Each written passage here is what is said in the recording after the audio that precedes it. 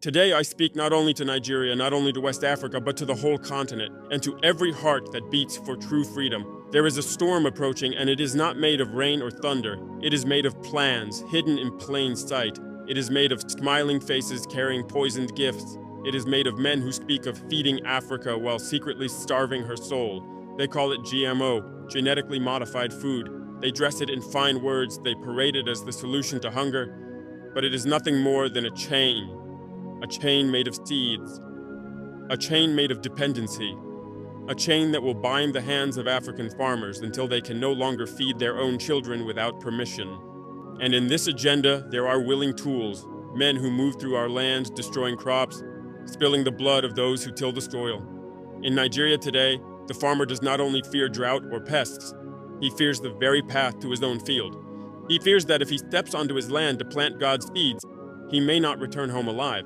There are herds driven not by hunger alone, but by a mission, to eat every crop, to destroy every harvest, to make farming a dangerous memory. And when fear grips the farmers, when their fields are abandoned, when the granaries are empty, the same hands will come offering their solution.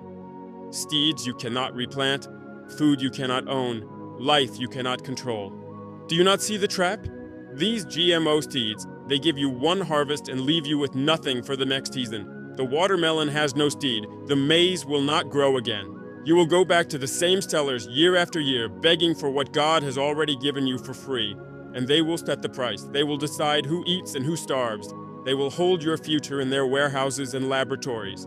If it was truly a blessing, Africa would be the last to see it. But no, they wrecked it here because the true aim is not to feed Africa, but to control her. Understand this. If you control oil, you can control economies. If you control gold, you can control trade. But if you control food, you control life itself. You decide who breathes tomorrow. And this is the plan for Africa. And my brothers and sisters in Nigeria, you must hear me clearly. Your land is the key. Your nation is the giant whose awakening will shake the chains off the entire continent. The world knows this. That is why your oil is never yours. Why your currency is attacked. Why your farmers are under siege. If Nigeria stands free, truly free, then Africa will no longer kneel before anyone. This may sound like a dream, but history will tell you, Nigeria has always been the heart of African destiny, and now they seek to choke that heart. Do you not see? This is not about hunger. Africa has never been poor in food. We are rich in the rains, rich in the rivers, rich in the soil that can grow life 1,000 times over. Our hunger is not for bread, our hunger is for freedom. Freedom where no foreign hand controls our oil, our gold, our cobalt, our diamonds, or the very food that touches our lips. We must say no, not with whispers, but with the full voice of a continent. We must refuse the chains of dependency disguised as technology. We must protect our farmers, because the day a farmer lays down his hoe in fear, the nation has already begun to starve.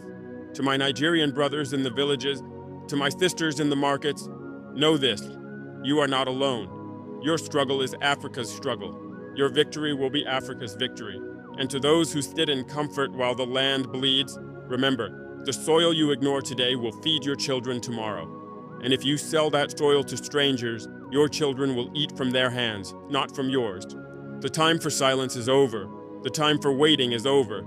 The revolution is not a dream for tomorrow, it is the call of today. Rise, protect your land, guard your thieves, defend the harvest. We cannot allow Africa's food to be signed away in contract we did not write, in languages we do not speak. We cannot allow our farmers to be hunted in their own field.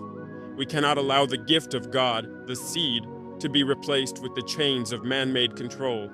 In my own country, Burkina Faso, we too saw dark days. We saw fields left untended, villages abandoned, marketplaces silent, not because the people forgot how to farm, but because they could no longer walk freely on their own land.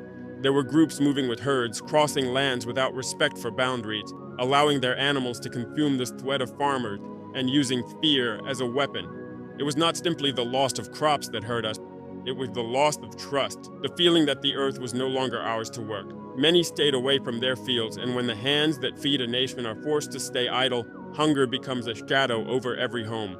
But my people decided, enough. We rose not with anger alone, but with the understanding that no foreign force, no organized pressure, no calculated fear should dictate our right to live from our land. We organized our communities, we defended our farmers, we stood together until the land was free again to produce without fear. And now I look at Nigeria and I see a familiar struggle. I see farmers in the north, the middle belt, the south, men and women who once walked to their fields with joy, now going with unease or not going at all. I see fertile land that could feed millions lying in silence, and I see the danger that when the fields are empty, another hand will arrive with the so-called solution, the seed that cannot be replanted, the food that is not truly yours. This is why I tell you, what is happening is not by accident. It is a chain of events designed to break the independence of Africa's food system. They weaken the farmer with fear, they weaken the soil with neglect, and then they enter with their gift that cost more than gold. Burkina Faso learned that we cannot wait for others to save us. We cannot wait for outside help to restore our dignity. We had to protect our land, our crops, our herds, and our farmers ourselves. And we did. It was not easy, but it was necessary. Nigeria must do the same. Your land is rich, your people are strong, and your history is proof that when you decide to rise, nothing can hold you down. This was the time to rise not just for yourselves, but for the farmers in Ghana, in Mali, in Chad, in Niger, and across Africa who are watching and hoping. Do not think this is only about today's harvest. No, it is about the future of your children and grandchildren. If we surrender our seeds today, they will inherit dependency tomorrow. If we protect our seeds today, they will inherit freedom tomorrow. And this is why the GMO plan is dangerous. It looks harmless, even helpful, but in reality, it is the slow surrender. It is a way of saying to Africa, your soil is no longer your power, your rain is no longer your blessing, your food is no longer your choice. We in Burkina Faso faced those who tried to disrupt our way of life. We stood together, farmers, herders, traders, leaders, and we found solutions rooted in unity, dialogue, and community defense. We restored the dignity of working the land without fear. Nigeria, you too can do it. You too can protect your farmers. You too can ensure that the seeds God gave you are never replaced with seeds that come with conditions. Because when you control your seeds, you control your future. When you control your food, you control your destiny. And when you control your destiny, no one writes your story for you. Thank you for your time.